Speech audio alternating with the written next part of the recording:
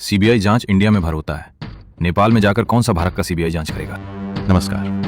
Prince Yadav चला गया, एक नौजवान जिसका भविष्य इस देश के सिस्टम की भेंट चढ़ गया। उसकी मौत पर पूरा देश गमगीन है, हर आंख में आंसू है। लेकिन ठहरिए, इस गम के माहौल में यूट्यूब और फेसबुक पर जरा नजर दौड़ाइए। रोशुओं का सैलाब नहीं आया ऐसा, वहां तो गिद्धों का मेला लगा है। अजीब तमाशा है, छाती प्रिंस की मौत पर पीटी जा रही है, लेकिन जहर किसी और के खिलाफ उगला जा रहा है। नाम नहीं लूंगा इनका मैं, नाम ले लिया तो इन व्यूज के भूखों की मुफ्त में पब्लिसिटी हो जाएगी। वैसे भी बिना नाम लिए भी ये अपनी दाढ़ी का तिनका ढूंढ ही लेंगे। जरा सोचिए, जो लोग रोज सुबह कैमरा ऑन करके बच्चों को नैतिकता का पाठ पढ़ाते हैं, मर्यादा सिखाते हैं, वो एक छात्र की लाश पर पैर रखकर अपनी नफरत की दुकान खोलकर बैठ गए हैं।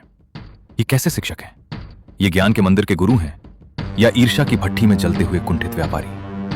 नफरत का ऐसा ओवरडोज कि एजेंडा चलाने के लिए एक बच्चे की मौत का इंतजार कर रहे थे आप। अपनी कामयाबी की लकीर बड़ी नहीं कर पाए तो किसी और की लकीर को मिटाने के लिए मौत को ढाल बना लिया। इतनी जलन, इतनी घुटन, कैसे जी लेते हैं आप इतनी नफरत के साथ? आज देश को इन डिजिटल सूरमाओं से सीधे सवाल पूछना चाहिए। पहला सवाल, जब आप कैमरे के सामने रो रहे थे तो आपकी आंखें प्रिंस के परिवार के लिए नम थी या स्क्रीन पर बढ़ते हुए लाइव व्यूज को देखकर आपकी बाँछें खिल रही थी? दूसरा सवाल, जो शिक्षक खुद कामयाबी से जलकर खाक हुआ जा रहा हो, वो कल सुबह क्लास में जाकर बच्चों को स्वस्थ प्रतिस्पर्धा का पाठ कैसे पढ़ाएगा?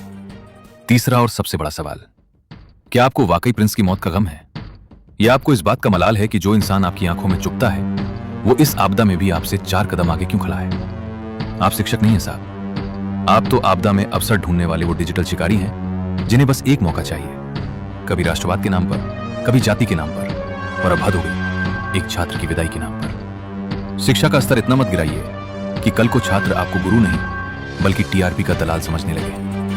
प्रिंस यादव को इंसाफ मिलना चाहिए, लेकिन आपकी जहरीली नौटंकी की आड़ में नहीं। अपनी कुंठा का इलाज किसी डॉक्टर से कराइए, यूट्यूब के कैमरों पर इसका प्रदर्शन मत कीजिए। जमीर बचा हो तो आईने के सामने खड़े होइएगा जरूर और खुद से पूछिएगा कि क्या वाकई आप इस समाज को शिक्षित कर रहे हैं।